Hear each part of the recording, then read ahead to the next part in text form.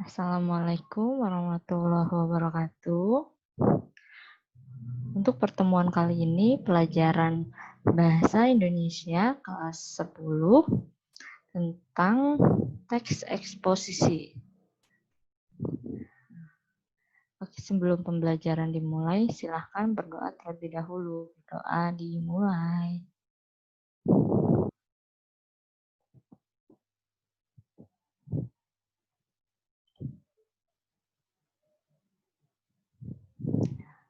Berdoa selesai, kita masuk ke materi. Nah, jika kamu pernah menemukan teks yang di dalamnya berisi ajakan kepada seseorang, singkat, padat, dan jelas, mungkin itu adalah teks eksposisi. Karena ciri teks ini menjawab pertanyaan apa, siapa, kapan, di mana, mengapa, dan bagaimana. Struktur yang menyusun teks ini sama dengan struktur penyusunan teks editorial atau opini, di mana di dalamnya ada tiga struktur, yaitu pernyataan pendapat atau tesis, argumentasi, pernyataan atau penegasan ulang pendapat. Itu ya. Jadi ada di dalam teks eksposisi ini ada tiga struktur: tesis, argumentasi, dan pernyataan. Ya. Kita lanjut. Pengertian dari teks eksposisi adalah sebuah teks yang berisi informasi pengetahuan yang dimuat secara singkat dan padat.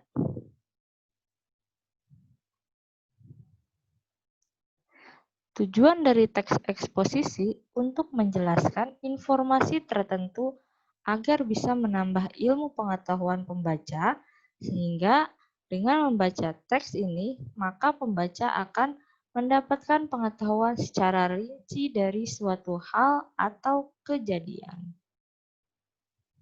Ya. Bentuk teks eksposisi biasanya digunakan dalam ceramah, pidato, perkuliahan, dan lain sebagainya. Untuk menguatkan gagasan-gagasan serta meyakinkan pembaca atau pendengar, maka penulis atau pembicara menyertakan alasan-alasan yang logis.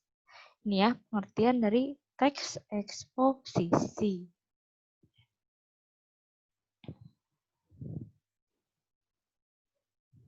Struktur teks eksposisi. Yang pertama ada pernyataan pendapat atau tesis, yaitu bagian teks ini yang berisikan pernyataan pendapat penulis, disebut juga bagian pembuka. Yang selanjutnya ada argumentasi, bagian yang memuat alasan yang bisa memperkuat argumen penulis dalam memperkuat ataupun menolak suatu gagasan.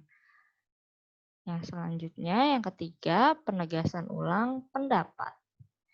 Bagian yang berisi penegasan ulang pendapat pada penulis. Ya, jadi di dalam teks eksposisi diingat kembali ada tiga strukturnya: pernyataan pendapat, argumentasi, dan penegasan ulang pendapat. Ciri-ciri teks eksposisi. Yang pertama, menjelaskan informasi pengetahuan. Gaya informasi yang mengajak, biasanya menjawab pertanyaan apa, siapa, kapan, bagaimana, mengapa, bagaimana.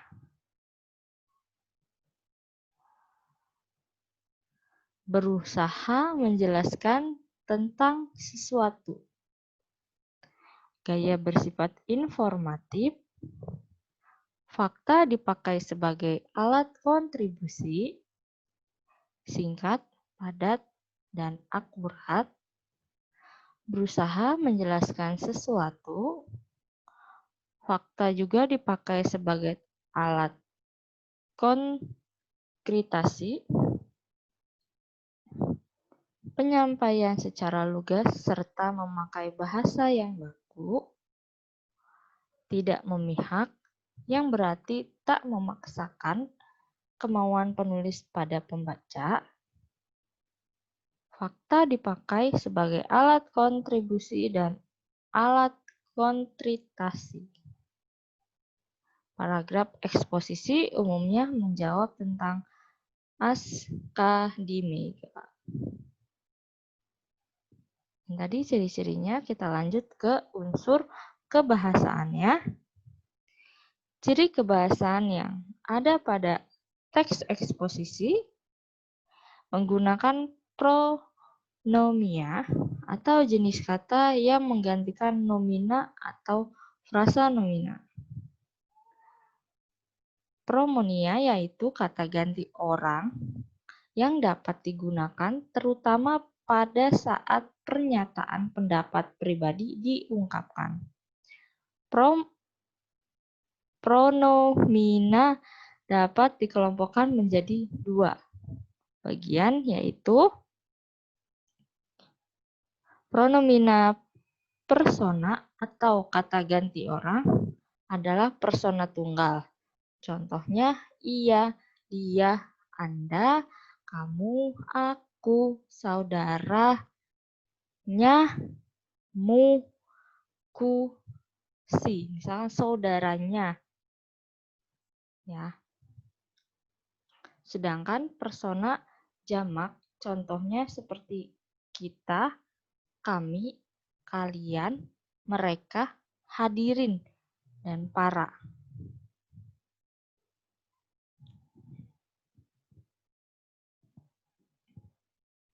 Yang kedua, pronomina non persona atau kata ganti bukan orang, yaitu pronomina penunjuk. Misalnya adalah ini, itu, sini, situ, sana. Sedangkan pronomina penanya misalnya apa, mana, dan siapa.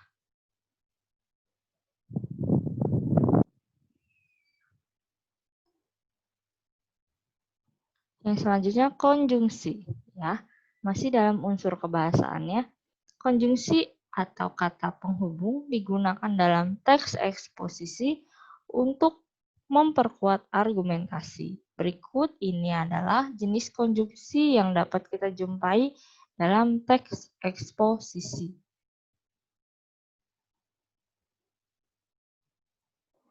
Yang pertama ada konjungsi waktu, sebelum, setelah itu, kemudian sesudah, setelah, lalu. Konjungsi gabungan dengan serta dan. Konjungsi pembatasan asal, selain, kecuali.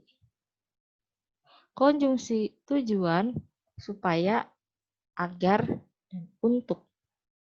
Konjungsi persyaratan, asalkan, bila mana, apabila, jika, jikalau, apabila, dan bila. Konjungsi perincian adalah, yaitu, antara lain, yakni, ialah. Konjungsi sebab akibat, akibat, akibatnya, sehingga, karena, sebab. Konjungsi pertentangan, namun, melainkan, sedangkan, akan tetapi, tetapi.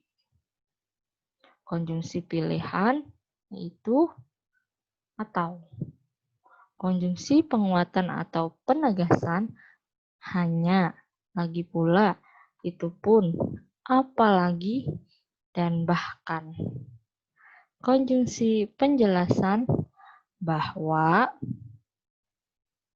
Konjungsi perbandingan, serupa, ibarat, bagai, seperti. Konjungsi penyimpulan, jadi, dengan demikian, oleh sebab itu, oleh karena itu. Selanjutnya, ciri yang ketiga, memakai kata leksikal tertentu atau kata yang mengacu pada kamus, merupakan kata yang mengacu pada benda, baik nyata maupun abstrak, dalam kalimat berkedudukan sebagai subjek. Dilihat dari bentuk dan maknanya, ada yang berbentuk nomina dasar maupun nomina turunan. Nomina dasar contohnya gambar, meja, rumah, pisau.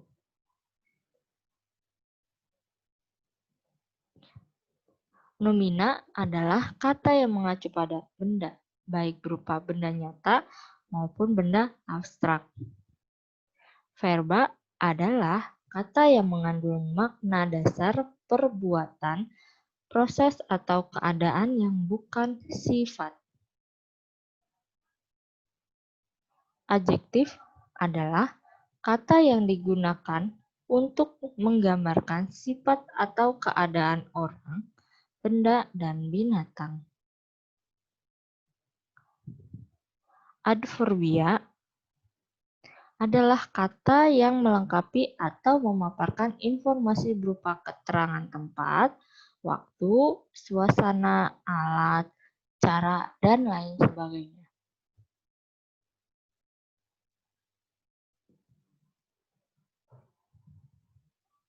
Sekian untuk pembahasan kali ini. Semoga bermanfaat. Wassalamualaikum warahmatullahi wabarakatuh.